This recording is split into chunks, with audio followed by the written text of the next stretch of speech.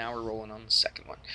Absolute value was the question. Here's what we're going to do. We're going to figure out what absolute value is. Absolute value means it's the distance a number is away from 0. So let's say we had a number line.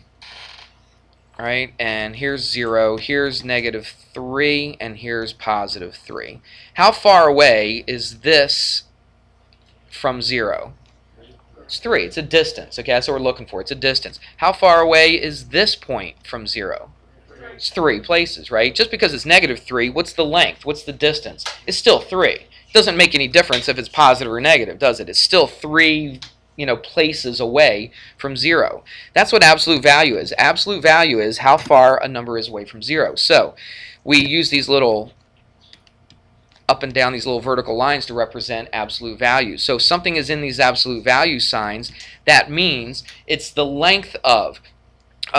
Which means the length is always positive, so anything inside an absolute value is going to become what? Positive. So what's the absolute value of -3? It's 3. What's the absolute value of +3? It's also 3. Okay? So it always stays positive. Absolute value, it means whatever's in there always stays positive. Like, so if you were doing -2 -4, no matter what you got, the answer would be positive. that's right. So you go -2 -4. What's negative? Do what's in the absolute value first. Don't change everything to plus, okay? Because there are situations it's not going to work out that way. So you do what's in the absolute value. So what is -2 -4? It's -6, but it's in absolute value, so what's that going to give you? It's going to give you +6, okay? What if you had something like this? What if you had -1 minus -3? What's that minus negative do? That goes positive. -1 plus 3 is 2. It's in absolute value. Does that change? No, it stays 2.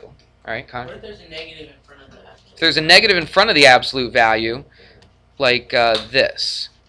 A lot of people look at this and say, oh, negative means what? Positive. But it's not the same situation, is it? Because this is absolute value.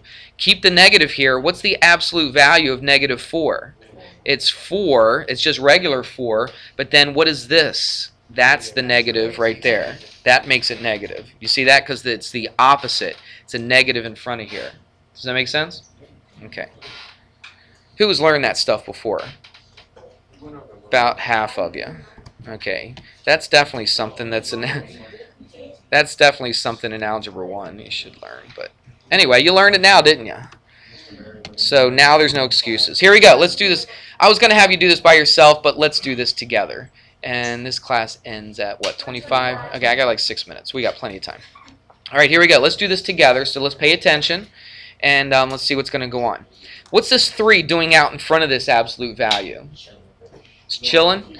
Yeah, it's just chilling. It's not really just chilling. What's it doing? It's doing something to this stuff inside of here. It's multiplying. Okay, we'll just say multiply, okay? It's multiplying by the stuff inside of here. So it's 3, and then I'm going to put the absolute value. And now let's just plug the numbers in for A and B. What's A? -2. Now it's minus what? -4. It's not just -4, it's minus -4, because B is -4. That's where people mess up a lot.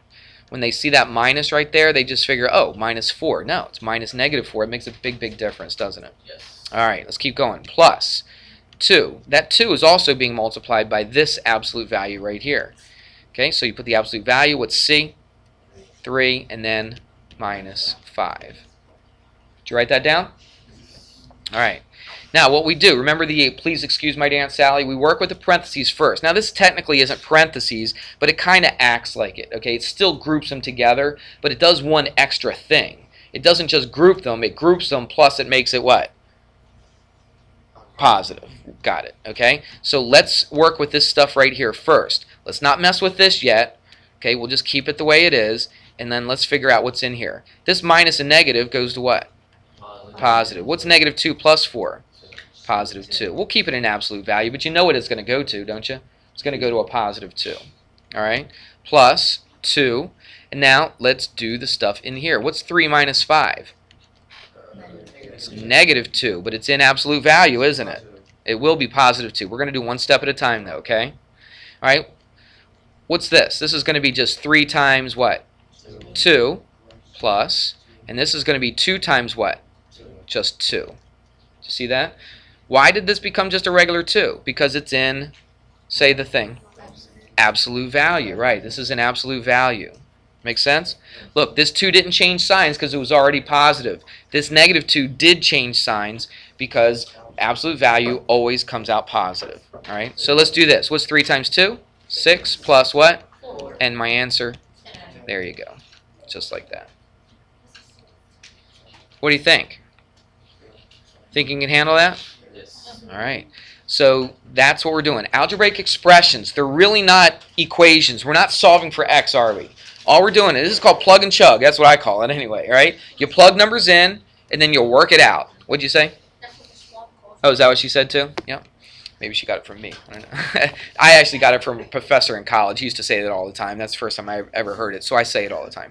All right, so you plug and chug, take the numbers, you plug them in, right, for the variables, for the letters, then you work it all out, and then that's what you get. Notice, again, I know I sound like a little broken record here. Broken record. You probably don't even know what a record is, do you? Do you guys know what a record is?